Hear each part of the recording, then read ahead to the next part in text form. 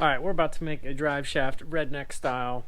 So mainly just to bother people that have to do it perfectly and use the expensive ones and balancing tools. So we're going to show you how to do it even better than that without spending any money. We are working on the green Jeep today for a change.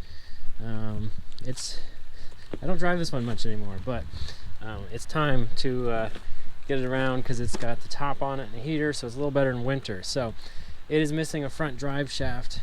When I built my blue Jeep, I stole the drive shaft out of this just to get it on the road, and now snow is going to be coming and I want to drive it, so we need to make a front drive shaft. So the first thing you got to do is lay down here in the mud, since it's outside, and get drips down your neck and measure from the center of the yoke up here to the center of the yoke on the transfer case. And we have 29 inches. Whenever you are measuring for a drive shaft, there's travel here in the front yoke. Basically you want that full spline engagement when it's at a normal flex. So I try to go usually kind of right in the middle. So this was the one that was out of the blue Jeep, and it is center to center is 23 or 22 inches. So that's no good. So yesterday I picked up this beautiful specimen. This is out of a YJ, like a mid-90s Wrangler. So as you can see, it's more than long enough. We need 29 inches. It's 38 inches. So that's perfect. That means we have a lot to work with. So we're going to cut it down. You can see it needs new U-joints, but I only paid 20 bucks for it, so it's pretty good. Alright, it's very important to find the rustiest drive shaft you can. If it's bent, that's even better. That will actually help with the torque, because the curvature of the shaft, that centrifugal force, will really speed up that inertia when you're trying to get unstuck from all that deep mud. When I'm selecting tools, only the lowest of quality for me. The Drill Master from Harbor Freight works best. Avoid DeWalt and Makita and all those other brands. They just don't perform as good as the Drill Master.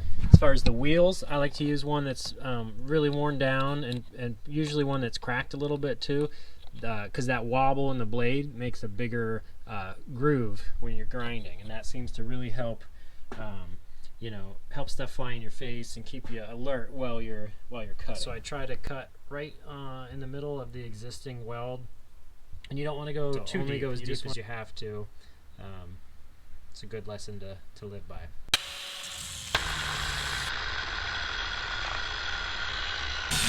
This is what it'll look like after you start cutting it. So I have a groove all the way around.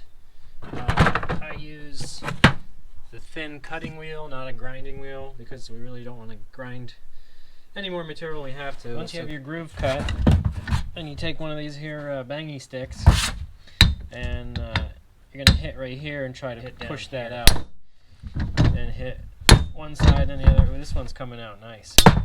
So, boom, just like that. Here is what's going to allow you to keep this square when you weld it into the tube. So this is set exactly where I want it to be, and we'll go from the center of that cap to 29 inches to the center of this cap here, and I'll mark it better before I actually cut it. But so we're going to be taking off about 8 or 10 inches of this tube, and that'll leave us with our desired length. So okay, we are set up. Made a final mark for length.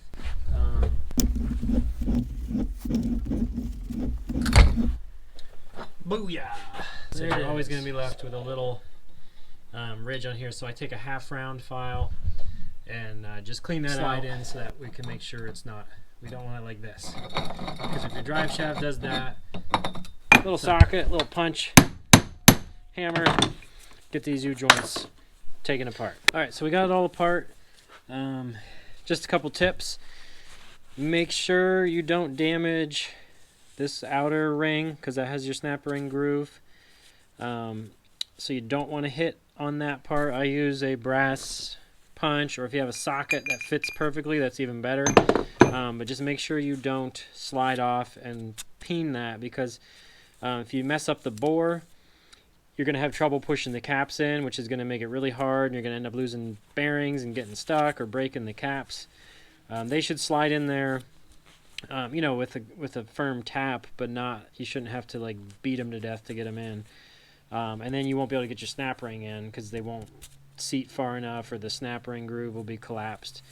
So we've got our two pieces prepped and pressed into the tube. If your cut here is completely flat this way with the tubing cutter or chop saw or whatever, and your other part is completely flat, if you press them all the way together, it's going to get you extremely close. Then something I didn't really talk about that is just as important as keeping this in a proper alignment is the phase of the U-joints. That is extremely important, and that means that this joint and this joint line up. So for that, I use a level and get it as close as I can. So clean all the grease off that end, check that for level, make sure it's flat, the flat surface, and check that one as well. That'll get you super close. Then I lay it on the floor somewhere that I know is level and kind of check to see if it rocks at all. If they are out of alignment, it will vibrate really bad, even if this joint is perfectly true. So keeping your U-joints in phase is critical. So that means the center axis of each one is you know, parallel. So if you have one joint a little bit off like this, they're going to bind. They need to both be completely lined up, if that makes sense. So yeah, and then another test I always do is just kind of the farmer test. Use your eyeball, because I've had stuff that I thought was perfect from measuring, and then you could just look down and you'd be like, oh, that's not even close. So there's something to be said for the simplicity of the eyeball test. So eyeball test, this checks out, and then I had this leveled both ways and had this cap level and this one level, so I'm pretty happy with where it's at. Now we are to everybody's favorite part, welding. So you can totally MIG weld these. That's what I always used for years, but now I got this thing, so I might as well make good use of it. It does not. Let's melt some wire.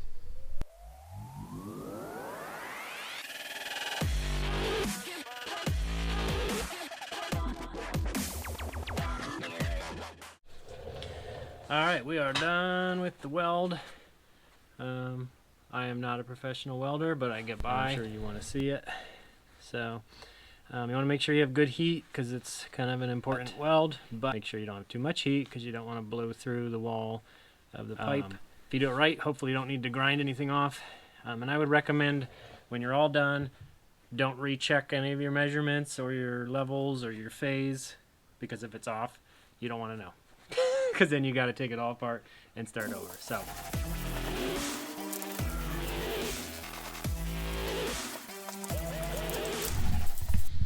there it is, all done. A little coat of satin black on there.